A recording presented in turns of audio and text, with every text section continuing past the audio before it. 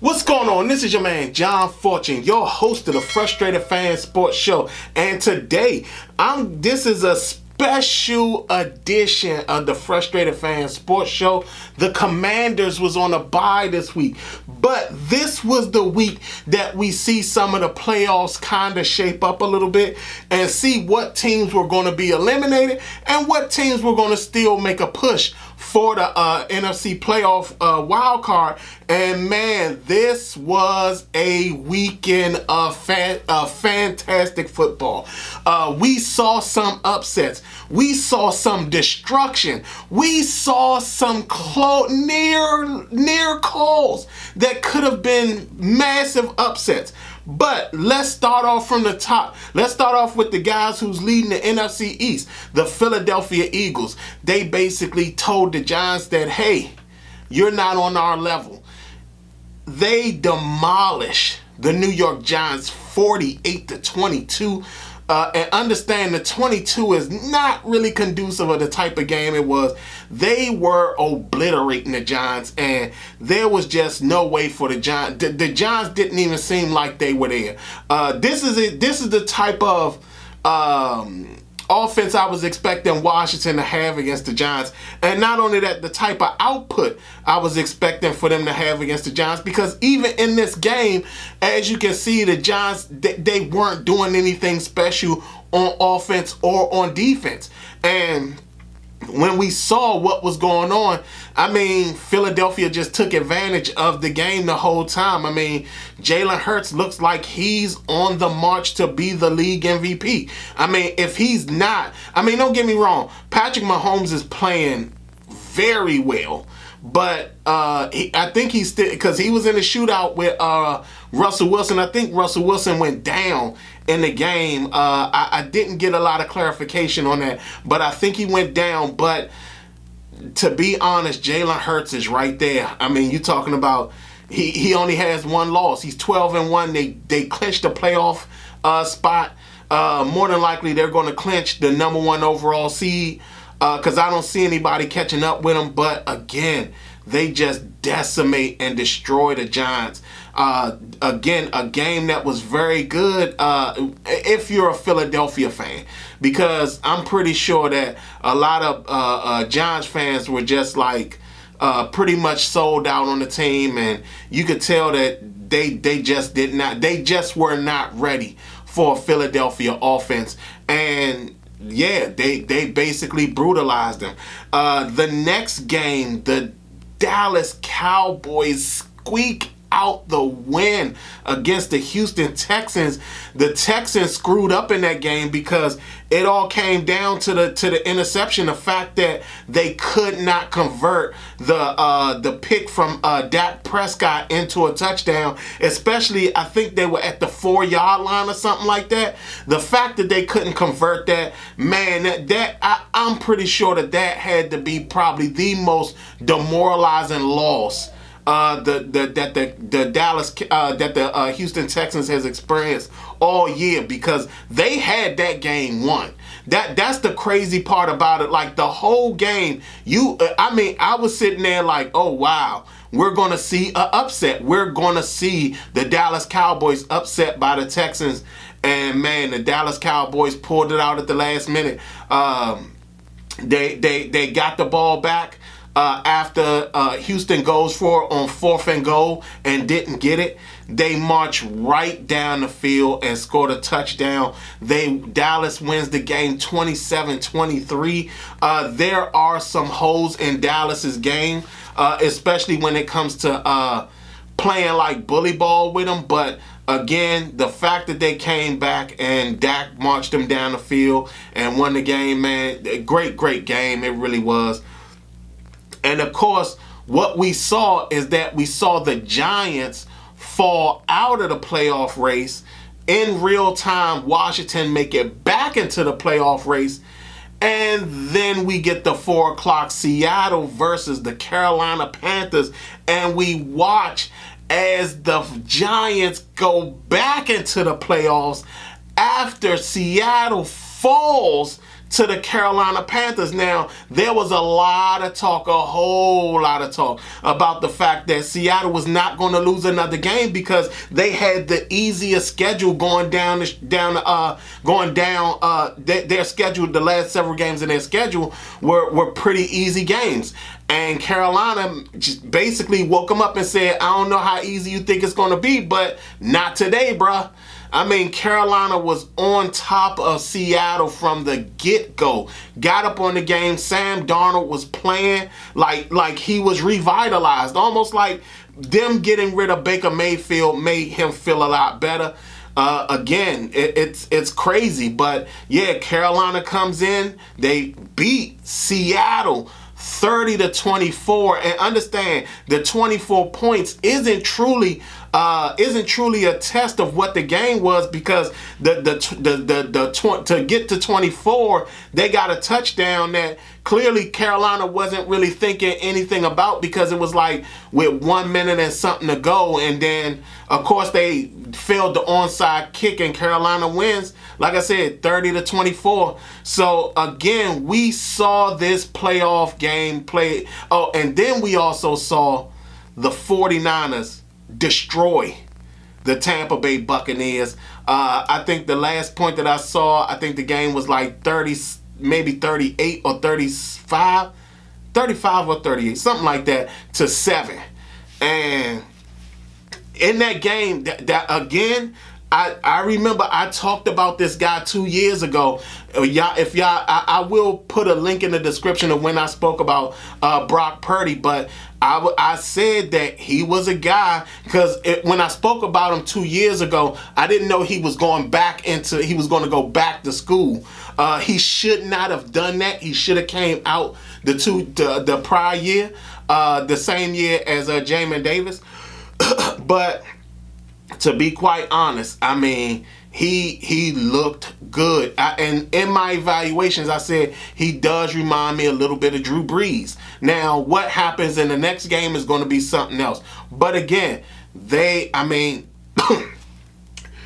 came out and sorry, y'all. They came out and they destroyed the 49ers came out and destroyed the Tampa Bay Bucks. And Tom Brady and his receiving corps, well, Tom Brady and Mike Evans didn't seem like they were on the same page at all. They were up there arguing and stuff with each other. And even when Tom Brady threw the pass that was behind him, Mike Evans basically stared him down like, you was just talking trash on the sideline, and look at what you're doing right now. So that was a shocker. I did not think that the 49ers was going to blow them out that badly, especially with Brock Purdy leading the way. But again, I did have an evaluation on Brock Purdy, and he looks as good as I said he probably would look. And like I said, I know that for most people, the issue that was coming on was that people were going to be in fear of his height. But like I said, it was one of those situations that we saw some really good football this Sunday. Now, for my Commanders, we made it back into the playoffs when the Giants lost.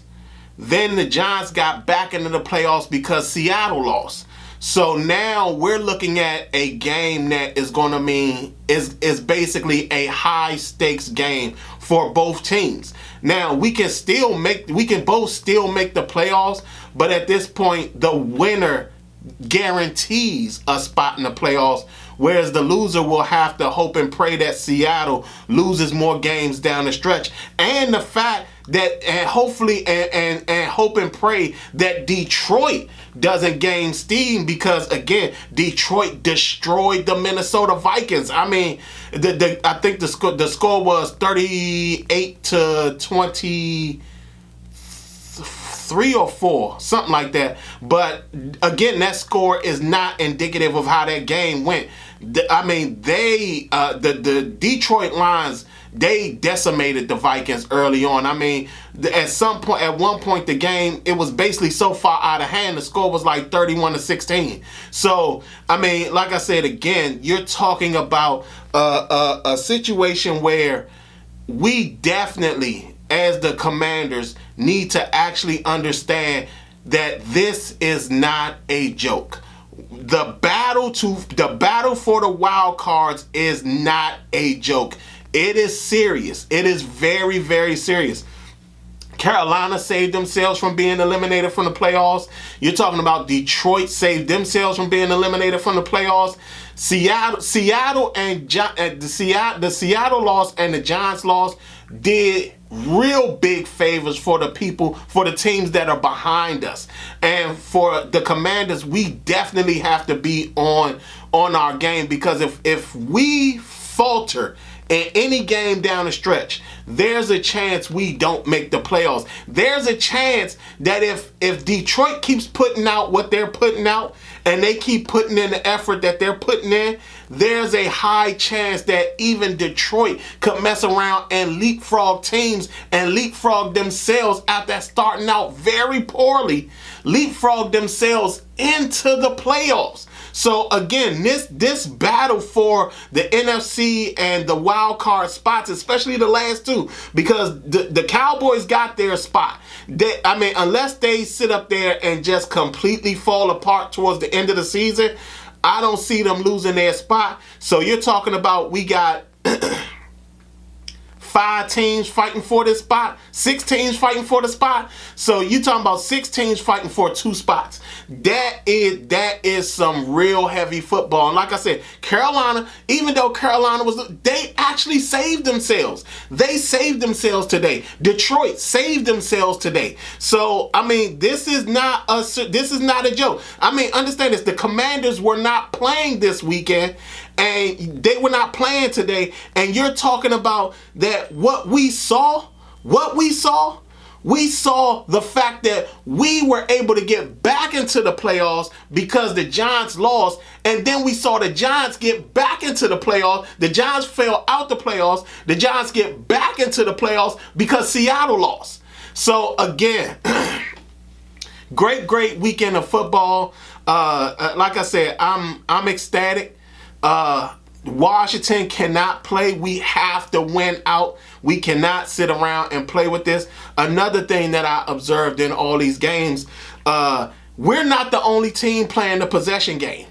And as we're seeing teams go down the stretch, the possession game is serious. If you're not a team that's scoring a lot of points or a lot of quick points, the drives that we saw today were very long drives, very long, very grueling drives.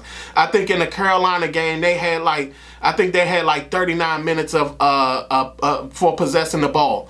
I think that the 49ers, I think, they possessed the ball for a very long time. So again, we're talking about, this is not a joke.